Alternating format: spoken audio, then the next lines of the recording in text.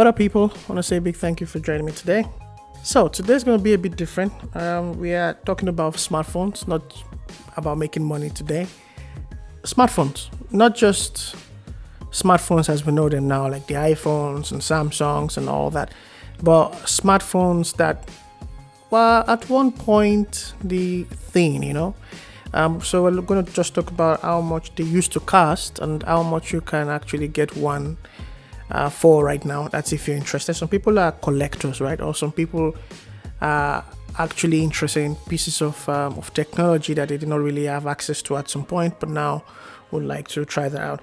Now, I'm sure you guys remember at a point the world was very crazy about Blackberries. Blackberries were the main thing and the in thing then. If you did not own a Blackberry, you were not a cool person, I would say. I remember then my friends that had Blackberries had the attention of all the girls, in the class. But then what happened to Blackberry? They used to have 50%, I think 50 or 52% of the smartphone market. And that was mostly because of the Blackberry Messenger, so BBM, and also the kind of hardware they provided or they produced. They were very quality items, and they had products that actually appealed to different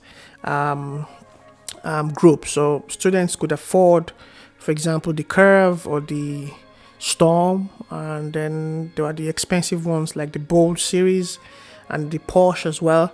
But first one we'll look at today is the Blackberry Torch. So Blackberry Torch 9800. And surprisingly, this phone actually had 5 megapixel camera, and it had 512 megabyte.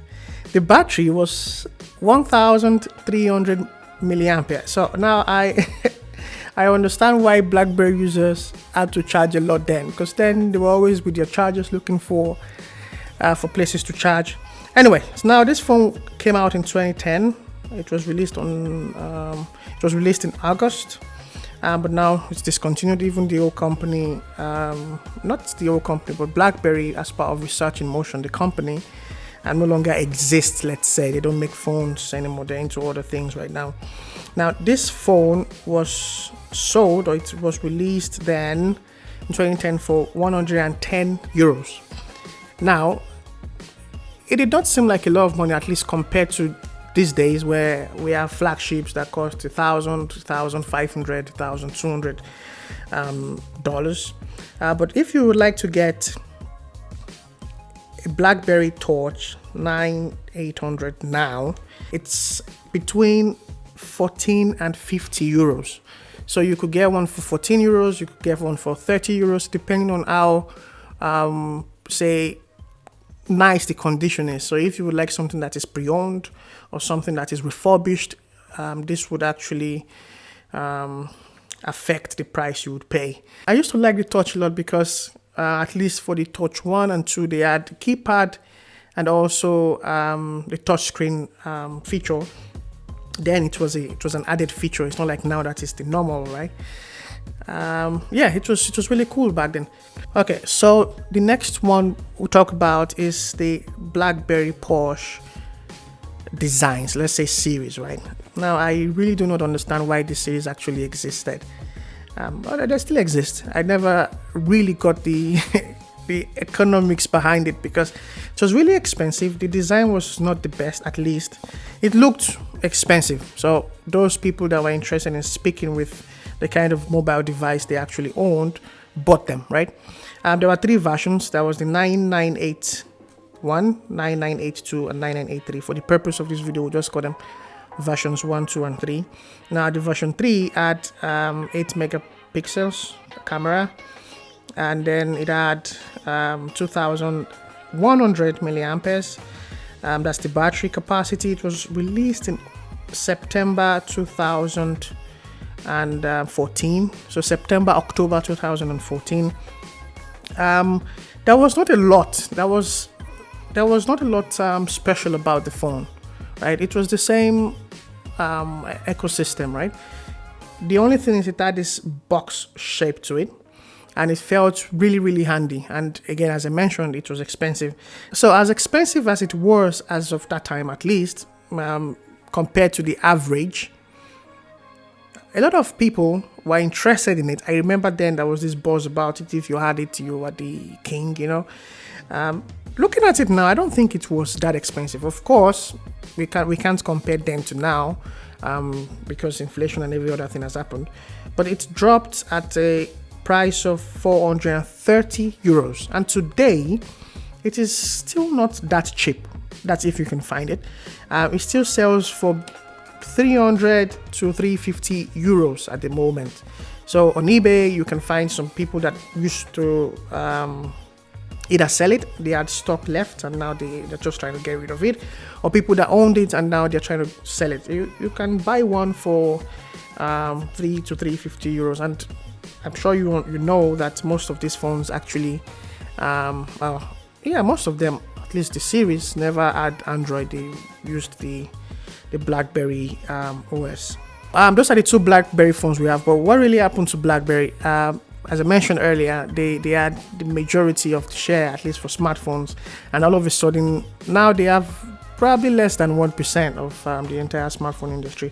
I think it's because they really did not adapt and they did not adjust to the changing market. They felt like people wanted the BlackBerry Messenger, and that was it, right? They initially refused to switch to the operating system everybody was switching to, which was Android.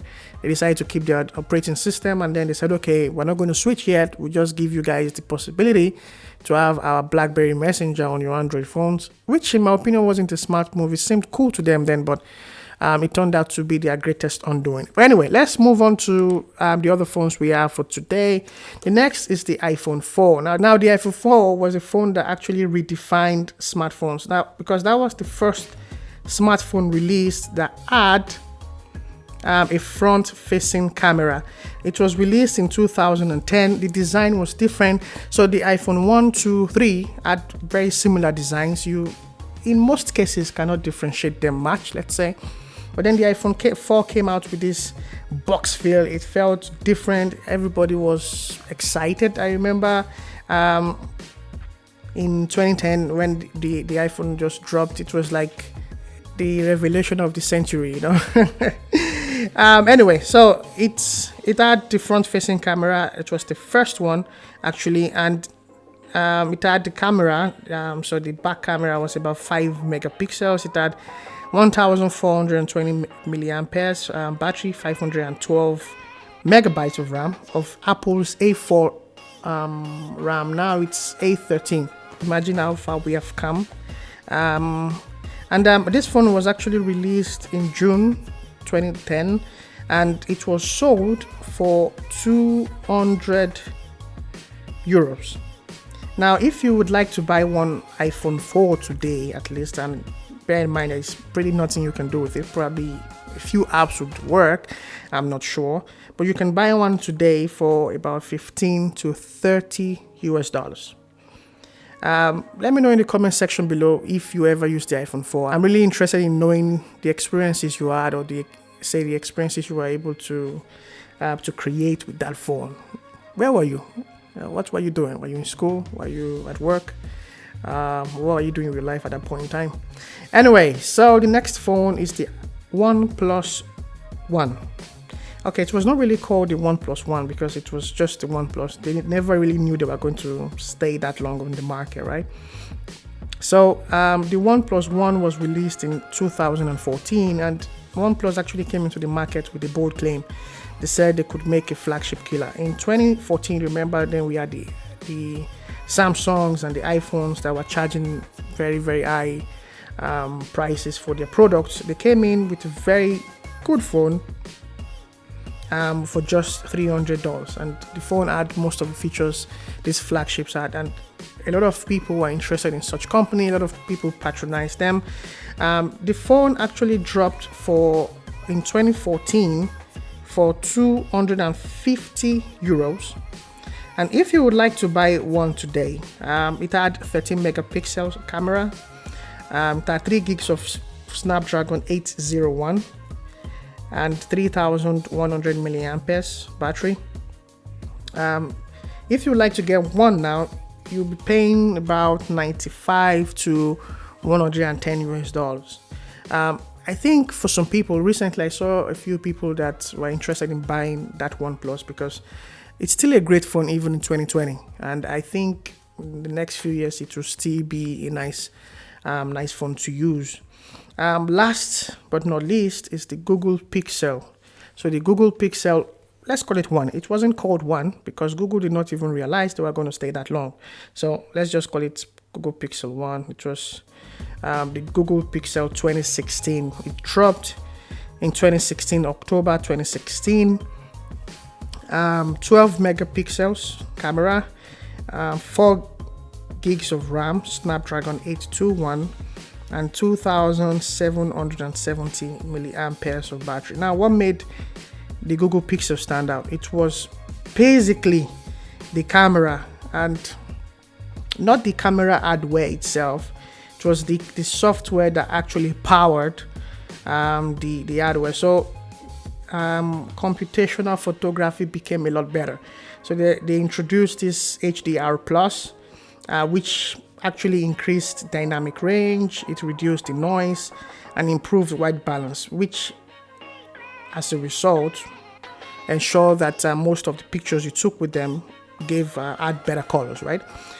And photos became sharper. People were very excited with the possibilities, things they could actually do, the images they could create, especially with the Google Pixel, and that's what actually gave them a nice market share. Today, as of today, the Pixel 4a just dropped, and it is the same selling point, the perfect or almost perfect camera quality or the image quality you can actually get with those cameras on the Pixel series. Today, if you would like to buy one, it dropped at about 229 to 269 euros. And today, if you would like to get one of the first generation Google Pixel, you'll be paying about $99 US. So between 99 and 105 US dollars. I think that's the range you'll be paying for one. Anyway, that's it, guys. Let me know in the comment section below which of these phones, if you ever owned any of them, and also if there's any you would like to purchase even several years later, like today or in the coming days or in the future.